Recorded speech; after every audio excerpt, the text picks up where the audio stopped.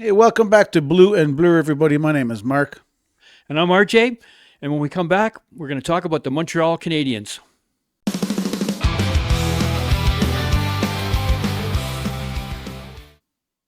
Exciting week this week. We started the week. I can see you got 5 pages of notes. Started the week a very exciting note where we beat the Toronto Maple Leafs, and for me, it's always a good day when we beat the Toronto Maple Leafs. It's good for us. Come on, lottery. Yeah. For you guys, I think you guys have gone up to 6% chance now. I think the last time I checked with the Ottawa loss. Anyway, We got to get in that bottom 5. yeah, no, not Ottawa. The Montreal loss. Anyway, so we played on Tuesday. It was a 3-1 loss. There was an empty netter. Kapanen, Dano, and Evans got those 3 goals. Demidov getting points in the past 2 games. He's just getting better and better as we go along. And then, surprise, we got a last-minute recall. On when was that? Wednesday morning, Tuesday morning. When did they play? Tuesday night, I thought. Anyway, they picked up Fowler out of Laval, which goes into a point that I wanted to bring up. So you got a healthy Montembeault, and then you recall Fowler coming in to play against Ottawa. Is it over? I mean, is it over for Montembeault? Like this is a blatant. All right, you're sitting. No, it's over. And I'm calling up Fowler. This has got to be completely over for him. Now, I got nothing against Montembeault. He's a good goalie. Yes, you do. I do and I don't. But I don't have anything against him because I know where he stands in my books. In my books, like I've always said, he's a good number 2 goalie, and he'll always be a good number 2 goalie. He should have never been put into a number 1 position because he's just become a great number 3. Right now, he's a number 3. But go on. And that's interrupt. And it's just one of those things where there's nothing wrong with Montembeault being a number 2, and he'll be moving on. And I know Montreal doesn't want to do him wrong, so they're probably just going to sit on him for the rest of the season. Use him if they have to, and then they're going to trade him in the offseason, and they're probably going to make an agreement with him. They're not going to throw him out to pasture and let him hang there. They're going to ask him where he wants to go. They're going to ask him what he wants to do. And and I'm pretty sure concierge service. No, because he's okay. So one thing, because he's French, right? So they don't want to do wrong by him because they're just going to get backlash from the fans. But I'm pretty sure that Fowler's up to stay. I don't think he's going to go back down. Right now, the way he played against Ottawa, for me, he's the starter. He stood on his head against Ottawa, so he's the starter if Montreal goes into the playoffs tomorrow. Although Dobeš could easily be a starter as well. You're not going to start Dobeš in the playoffs? I would start him, but I mean, look at your Calder Trophy nominee. Look at the performance he did last game. It's just unbelievable. It was great. It was a good hockey. It was just. I mean, it was textbook. I mean, the last 2 minutes of the game. I don't know. And he's an acrobat. Like he's one of those contortionists. Like I don't know how he moves with those pads.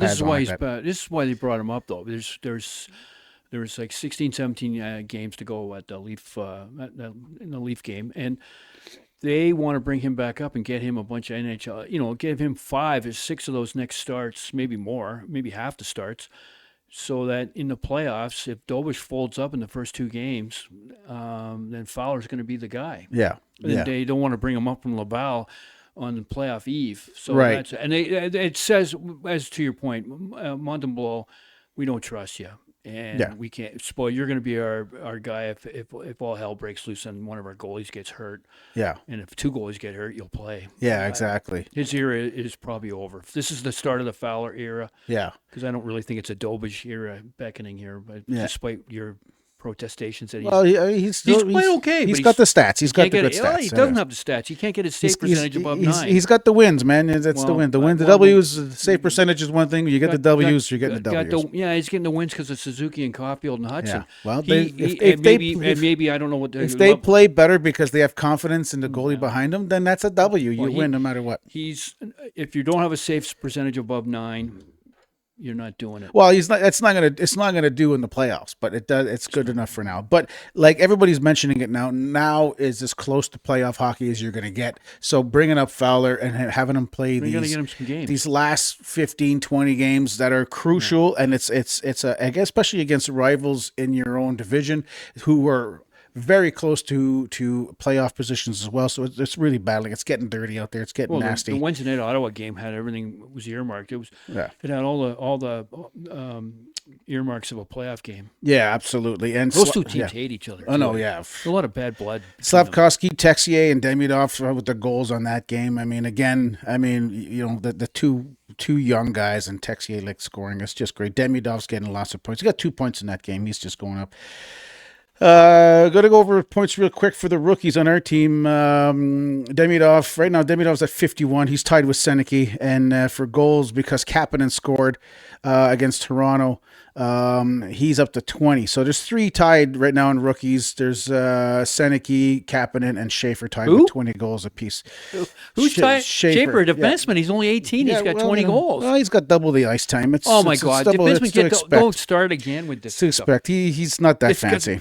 They don't. It doesn't go by ice time. Yeah. Nobody's voting based on ice time. Yeah, of course it is, because I mean, if you're on twice you're as much as the other one, yeah. These guys spend 3 times the amount of time, and they spend 3 times the amount of time, 4 times the amount of time inside the face-off circles in the offensive zone. This guy's back at the blue line. Yeah. It's not that impressive. He hasn't broken any of that many records. He hasn't broken any records, as a matter of fact. So, anyways. Another news out of the prospect pool for Montreal right now. Montreal did a kind of a prospect swap with Ottawa. It's a headline. And I think they did that because they called up Fowler, so they're going to need a goalie to back up in Laval. So they acquired goalie Hunter Shepard from Ottawa, and Jake Chiasson for Riley Kidney. That was a forward, Riley Kidney. So I mean. Names that are right now, they're prospects. Nobody really knows them that much, but hey, just keep an eye on it. You'll probably hear those names in the future. One of your parents is a subscriber. Yeah, someone cares. Exactly. More news out of Montreal. Montreal signed Luke Mittelstadt to a 2-year entry-level deal. Another one of the prospects they're signing up. So Montreal's still taking care of their futures right now. And then we broke a couple of records this week. Our young guy Slavkovsky now has 164 career points, broke the Canadiens' record of points before the age of 22. I mean, he beat Henri Richard and all these guys. He's got the most points of any Montreal Canadian before the age of 22. More points than Guy Lafleur or Rocket Richard. Yeah, or Jean Beliveau before the age of 22. Yeah, exactly. This is the amount of games played. Maybe it's the ice time. That could be, yeah. Maybe he got more ice time than those guys. 82 game seasons. I don't think in those days, like Henry Richard, I don't think he played 70 game schedules. So it's more opportunity to score, right? Lane Hudson also now has the most assists in his first 150 games by any NHL defenseman in history before 150. Most assists, in his first 150 games in NHL history. Speaking of him, I saw a stat on him that he is online. He could possibly get over 85 points, which would break Larry Robinson's record for most points by a defenseman. Yeah, and I was just going to mention that earlier. Montreal record for defense. Did you have that in your notes? He's already at 66 points. Did you have that in your notes? No, I didn't have that part. Okay, I'm glad I got 60. He's got 66 points. He had 66 points at the end of the season. I earned my keep on this video, other than my derisive comments about your rookies. So 66 points this year. He's already tied his points last year. So and it's just no signs of letting up for the next. What is it? We have 17 games left, I believe. Evans was on a 6-game point streak, which is good for him. Thank God. Somebody else is performing in there. Caulfield was on the ice this morning. That's the other big news. 16 games left. 16. There you go. So Caulfield's on. So I guess he's getting over his bug, and he's on the ice. Which makes me think, what was that goalie? Maybe he got it from that goalie that puked in his mask in the crease. Did you see that video? Yeah, I heard about that. So I don't know. Maybe there's a bug going around the NHL. Maybe Caulfield was about to puke. Okay. Anyways. Some people are eating or something. Nobody's eating now. What time is it anyway? Dobej is announced to get the start tomorrow, which is, again, Dobej is getting the start tomorrow against San Jose. again, like this is saying to Montembeault, yeah, you're not playing against Celebrini kind of thing. We don't trust you. Jake Evans, 400 games played last game. That's good for him. And the only thing that's left is just we're playing back to back this weekend. San Jose on Saturday, and we're playing the Ducks on Sunday. So back to back games for Montreal. The only other things I want to talk about is performances by Gallagher. There's another one that I believe that he's going to have to start getting less and less ice time. And He's getting older. He's getting older. He's getting he's done his time. He's been great for the franchise. I love the guy. I love his grit and his energy. But when you've got 19-year-olds ahead of you that are just skating circles around you, it's just, you know what? I mean, I'm he's only got what, a year or two left in his contract. Do you have doing that? Yeah, one tons. We got Poor lots. Gallagher. And How quickly we forget. Yeah. No, but no way. I'm not saying we haven't forgotten what Gallagher. Yeah, we haven't forgotten what Gallagher's done. It's just a matter of I think he wants to retire as a Hab. I don't think he wants to get changed. I think he's got 1 or 2 years left, and he probably just told the coach, like, listen, just give me my 2 years, and then I'll hang up my skates. But he still wants to contribute. He's still up there, doing really good. And of course Slavkovsky's still on a roll, but. That's just about all the news I got in the past 2 days. I'm looking forward to that game against Celebrini because we lost the last one, I believe, if I remember correctly. We lost it, so this is like the comeback or the payback game that we want to play. I'll get you going. I watched the Ottawa game, and one of the guys you're hard on, I really watched him to see what was going on. Matheson, yeah. I think he's the real deal. I think you're too hard on him. We got problems in Toronto. You think that's a problem? He's taken all the heavy assignments, all the defensive zone. Oh, sure, absolutely. But he's playing with a rookie a young kid who's still developing. Yeah. Who's playing on his wrong, playing left shot, playing right D. He's got to help out with that. Because they moved Dobson up to play with Hudson. I like Matheson. I like the way he's playing. Oh, I never said I don't like Matheson. I love to hate him because as for as many awesome plays that he goes out and makes, like he'll make like that sweet play pass he did to Evans for that empty netter. I mean, for every one of those plays, there'll be one where it costs a goal. So he's like 2 steps forward, 1 step back all the time. That's the Morgan Riley routine. It's just the old plays 20 minutes and performs for 18. And he shows up. Yeah, no, that's my gripe with Matheson is that the gripe I have with Matheson has to do with Jack Guy, where Jack Guy makes one mistake and he's benched for the rest of the game. Yeah, but he doesn't do 5 minutes. But he doesn't do a lot of other stuff. Jack Guy doesn't do a lot of other stuff. But Matheson will make 5 mistakes in the game and he'll still get his 25 minutes on the ice. He's the most versatile defenseman on their. But he's still costing more goals than Jack Guy ever have. That's because of ice time. Again, I'm going to go back with Europe. The guy's playing 4 times the amount of time.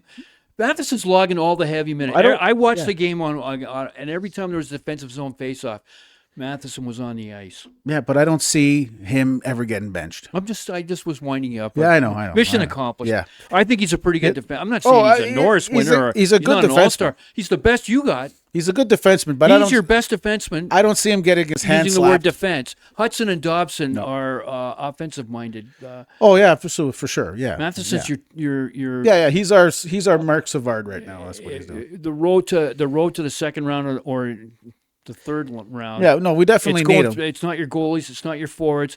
Probably goes through how well Matheson ties it up during the playoff.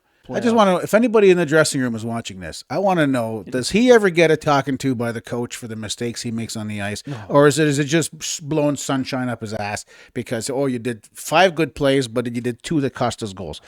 I don't see that. I see a guy who's getting all the heavy assignments. Yeah. So anyway, I just wanted to point that out. That after your comments about him the last few videos ago, I started watching the guy, and I'm more than happy to have Toronto take him on. Oh, I mean, any team would want to have him. He's a good player. It's just like he still costs me. He still makes mistakes, but the mistakes are blatant. Like they're obvious. Like you can't even hide them. What else you got in that Gettysburg Address? No, that's all I got right now. That's still news this week for the Habs. I'm looking forward to this weekend, back-to-back games. I don't like the the 3 days in between games. It's just like it's like I'm not getting my drug, I'm not getting my fix. So when we played Ottawa, it's like there's too many games between the Wow. Wednesday night game and the Saturday night game. It's just like I wish there was like every second day. I wish I could get my drugs. Anyways, yeah, that's We're all the I got. opposite. We love the extra days in between. Yeah, yeah, More, and we're more gonna time to complain and figure out what went wrong. exactly, and we're gonna talk about the Maple Leafs in our next video. So why don't you like and subscribe if you like what you hear? Let me know what you think in the comment down below about anything, about Montebo, about Matheson, about everybody else, and then we'll see you in the next video.